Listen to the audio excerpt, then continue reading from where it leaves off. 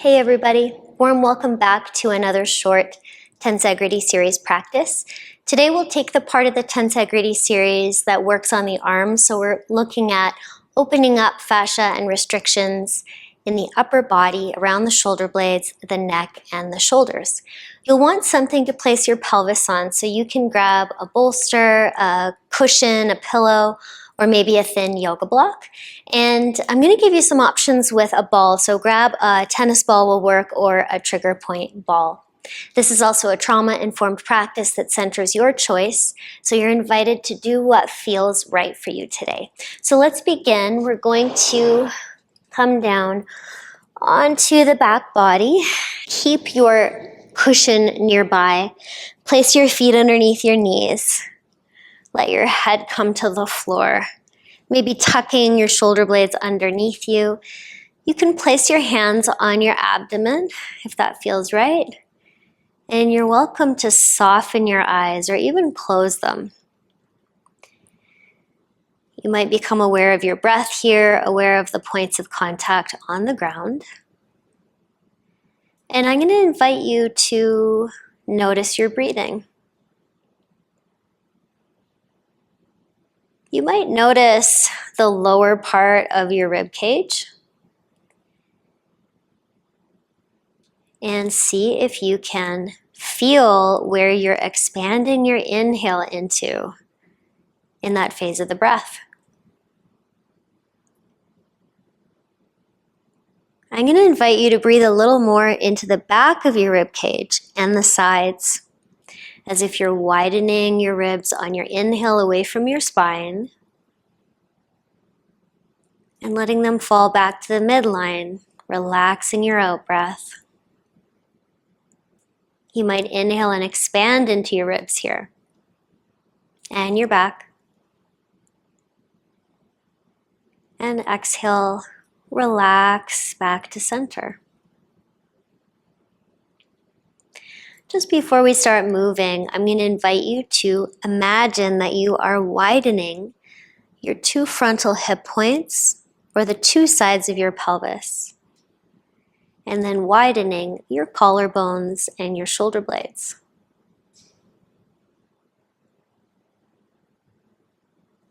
And then you can take your prop, the cushion, pick up your pelvis, and you can take your pelvis right on top of that prop. So you're a little elevated. Here you could inch your ribs a little away from your pelvis so you feel long in your lower back. Now you can take one leg up at a time and soften your knees so that your feet land right over top of your pelvis. See if you can feel your low ribs making contact with the ground here. You can take your hands in front of you, elbows magnetized to the middle, and then take your arms overhead. See if you can do this without lifting your back into a back bend or lifting your back ribs off the ground, and then take your hands back to your chest. So that's the movement that you can explore at your own pace. You could do it with your breath. For example, inhale your arms up and exhale them down. I'm going to invite you to keep a little bit of pressure into your low ribs, maybe a little bit of breath into the low ribs, into the side ribs, as we've been doing, as you take this movement. The Tensegrity series is a sequence where we oscillate through the movements, so there's no end point to the forms.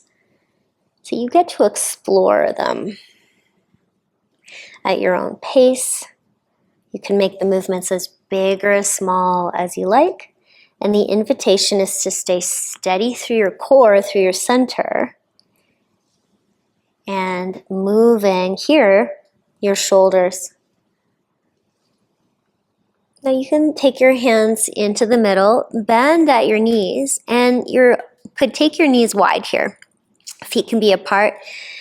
Arms come overhead, and then this time lower your arms towards your pelvis and then take them back over your head.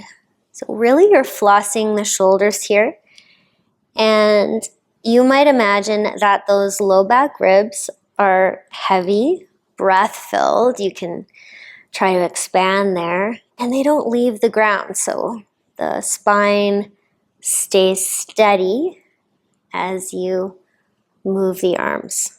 Now, if you're feeling any pinching in your shoulders through this movement, you can imagine widening your collarbones, widening your shoulders, maybe even elevating your shoulders a little bit as your arms come over your head and just seeing what kind of range you get. Your fingertips can be together, palms slightly apart. You might do this for 5, 4, softening your eyes, softening your jaw. 3, 2, and 1. You can take your hands back to your abdomen there, and your legs can come together and back up into the air with that little bend in your knees. I'm going to invite you to shift to the right side of your pelvis. So the left side of your pelvis is a little bit floating, and you might feel some of these deep intrinsic core muscles working. Keep the left side of your ribs heavy if you can, and continue to widen through your pelvis and widen through your collarbones. And then your hands can come together here, palms facing each other, and you can open and close your arms like you're opening your wings. And as you open, it's like almost like you're pulling sticky taffy apart across your chest, all that fascial tissue through your pectoral area, through your armpits. And then you can hover your arm just above the floor and continue to find that pulling. Now, to work with your neck, there's an option to turn your head to the right and look over the right arm, and then turn your head to the left and look over the left arm and go side to side. If this makes you dizzy at all, you can center your gaze, center your head. But if you keep your head heavy and roll through the back of the skull, you might feel a gentle release to the back of the neck, some mobility happening here, restoring the neck, opening the shoulders, the front of the chest. And you could stay here for 5, 4. I have a wall in the way, but both of my arms would usually go fairly straight to when they come close to the floor. 1. And then hands can come down and your legs can tip to the left. Of course, if this is too arduous, you can take your legs down and place them on the floor. Or you can be on the left side of your pelvis, right side is hovering. And then there's this micro twist, wide sitting bones, wide collarbones, and heavy ribs, heavy right rib cage here. And backs of the hands can come together. And then you can keep opening and closing your wings. And you might add the headpiece, looking over one arm and then the other. Your big toes and knees can also touch here, and with a little squeeze through your knees, you might feel some strengthening through the inner lines of your legs, coming up through the floor of your pelvis and into your deep core, the lowest band of abdominal layers and muscles. So I have a wall in the way again, but I'd stretch that sticky taffy of the front of my chest till the arms are almost straight, hovering above the ground. And really heavy head if you're taking the head swivel. Head doesn't come off the ground here, so important to note that it's quite heavy, and the roll, if you're choosing to do it, is a movement side to side without lifting the head off. You could do this for 5, 4, 3, 2, and 1. And your legs could come center their hands down, and you might take your feet to the ground. And then there's an option here to take your shoulders underneath you a little, press into your feet, posterior tip your pelvis so your tailbone reaches to the back of your knees, and hover your pelvis just off of your prop. So you're in a low bridge.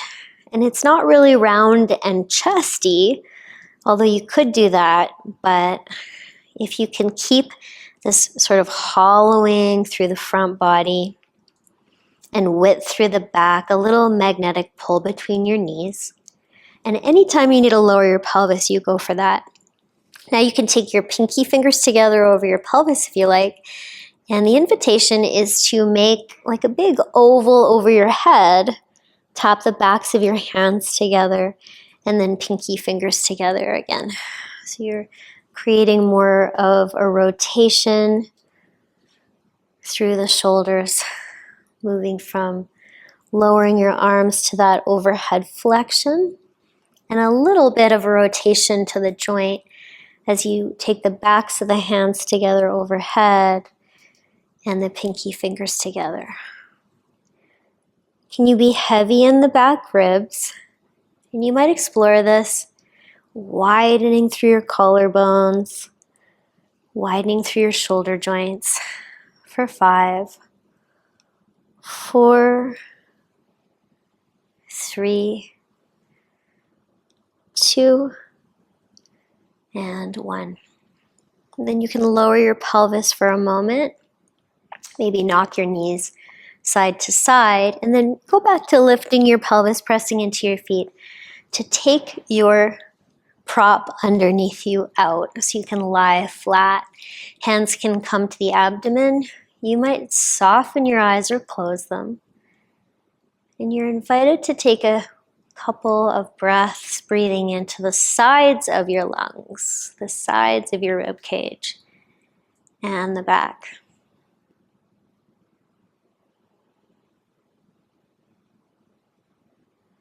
And then I'm going to invite you to roll to one side. So I'm going to roll to my left side. And here you can hold your head in your hand and then pop inner feet together and pop your knees apart. So you can try this position with your legs. Feet are floating. It's like your bottom leg is supporting your top leg. And you might actually lie all the way down with your head cradled in your bicep, and for me, it's my left side. My left hand can come around and hold the base of the skull or rest on the temple. So the top arm, for me, it's the right arm, can come up and make some circles. So the circles are up to you. You might even make a different shape. But notice how your shoulder is feeling. So there's a few things going on here. There's that lateral breath. You could even try exhaling a little longer than your inhale. There's the shape of the top arm. You can switch directions or try a new shape. I'm going for medium-sized circles. Stretching the chest as the arm goes back behind a bit. And I'm just going for a bit of a buttery feeling in the shoulder joint. So if there is pinching or pain, I might try a smaller range of movement, even closing the eyes, feeling into the shoulder joint. Seeing if I can muscle memory a sense of ease in the shoulder. Maybe you're going for a little smaller movements just to play. And you might feel some work in your legs if you've had them up for this long. The side seat. You can let your arm come down and your legs. And you could even take your hand to your hip and circle your hip there. And then you're welcome to switch sides, coming over to the other side. I'm going to go right down to let the head rest in the bicep. You could be propped up. With the right hand, now that I'm on the right side, hold the base of the skull. You might pop your feet up. You can always rest that. This is just a little extra work for your legs. And then go for some shapes or circles with the top arm. Could be bigger movements or smaller movements. Widening through the top collarbone. Stretching through the chest if the arm goes back behind you. Gently flossing through all of this connective tissue that surrounds the shoulder, the most flexible joint of your body. Gentle strength and lengthening of the tissues here. You might do this for 5. Exploring shapes 4, 3, 2, 1. Let that go if you like, and you could circle that top hip. Okay, finally here, you are invited to take your head onto the cushion that you have and take your ball, and then with your left hand here, come across and pick up your right shoulder, and you could put this ball here in the fleshy, tender area, maybe between your shoulder blade and your spine. So it's in that trapezius area, and you can move it around. I try not to be on the bony landmarks of the spine or the shoulder blade, but just in between there. And if it's too intense, of course, you can take the ball out, or you might be there for a moment and melt over the ball. Gentle pressure massage for your shoulder, or maybe not so gentle for some of us. And then if you want a little more sensation, you could take the same arm up that the ball is in that side and make some movement. So again, it could be circles, it could be an overhead flexion of the shoulder and then bringing the arm back down.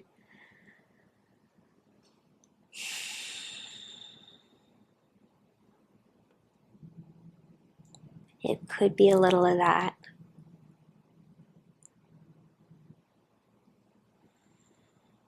Could be circles. It could be stillness, or I like to drape my arm over the top of the cushion there beside my head. You could explore softening your jaw and maybe taking those slightly shorter inhales to slightly longer exhales.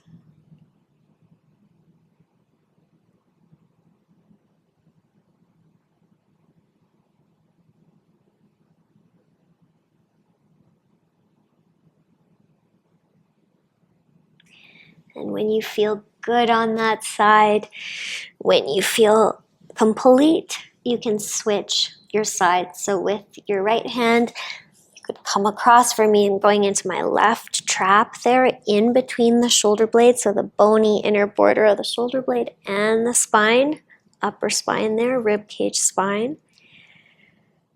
And you could be there for a few breaths.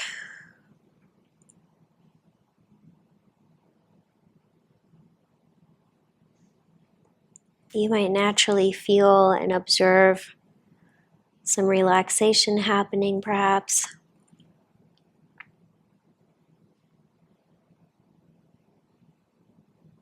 Softening of the eyes, softening of the breath.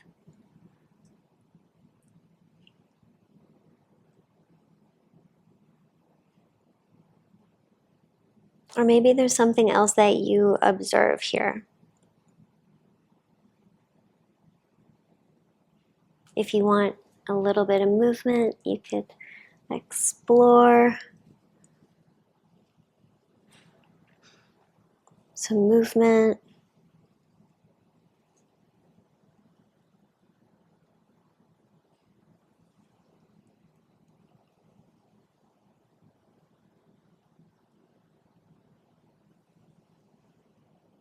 You might drape the arm overhead. Make it yours, make the practice what you need. Move like you.